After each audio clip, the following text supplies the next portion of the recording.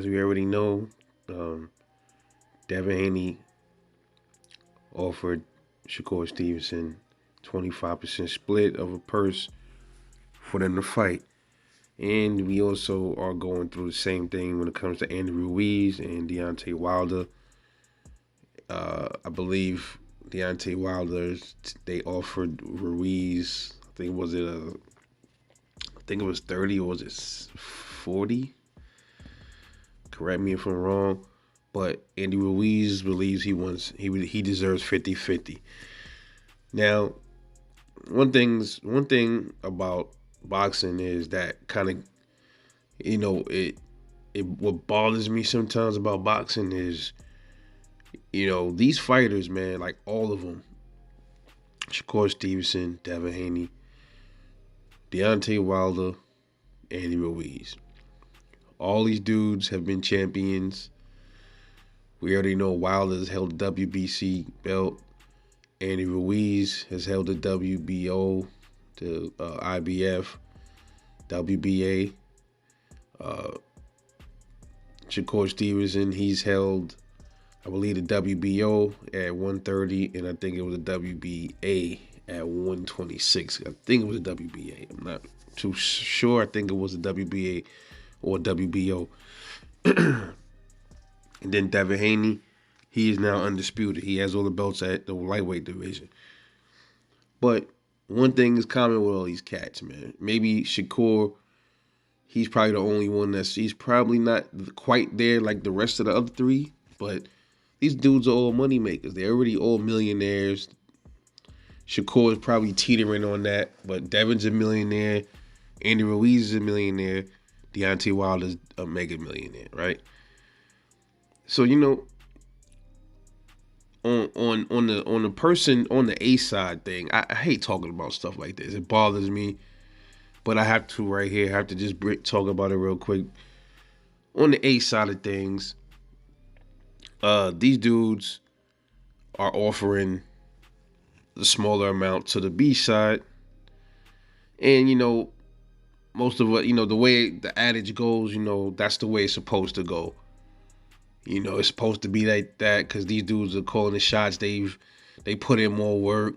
Deontay Wilder has been defending his belt longer than Andy Ruiz kept all his belts, which is a fact.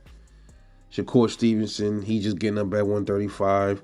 Devin's been there already. He's already the undisputed. He put in work. Shakur has not. Understandable. But then, when you look at it like on a normal level, you say, man, and these dudes just sitting up here arguing about fucking money as if they getting paid peanuts. Like when you really consider it, you like, damn, man, these dudes it's almost, when you think about it, man, it pisses you off, but then it's like, yo, on the other hand, these dudes are risking their lives. But then you gotta ask yourself too, when you look at it from the other side, damn, I'm getting punched in my face. I deserve a lot of compensation, to be well compensated for taking these punches and risking my life.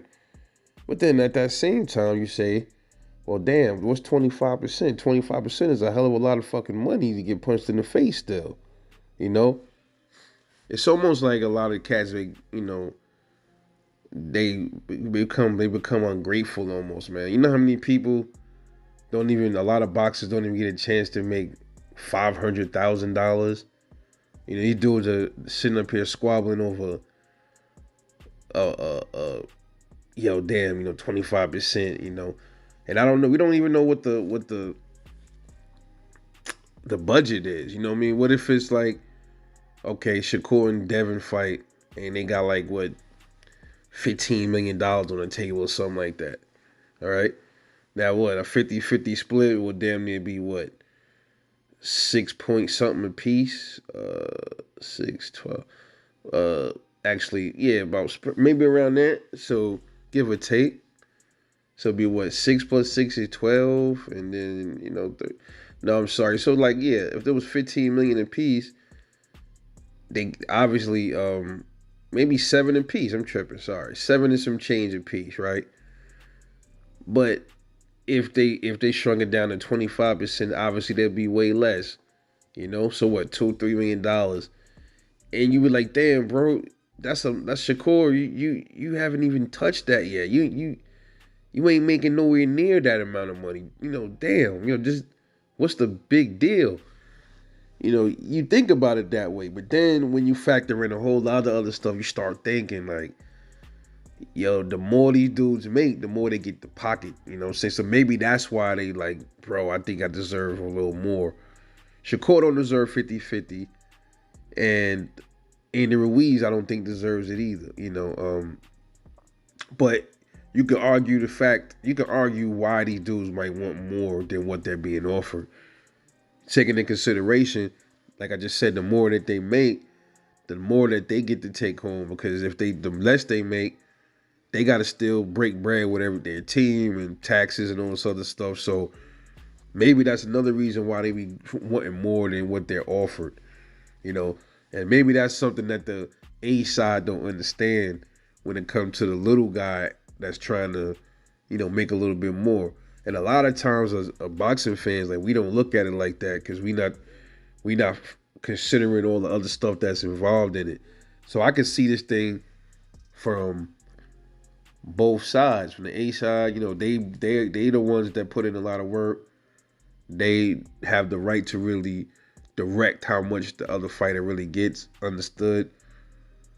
And then on the B side of things, you wonder why they complaining so much when these dudes are already making millions of dollars regardless.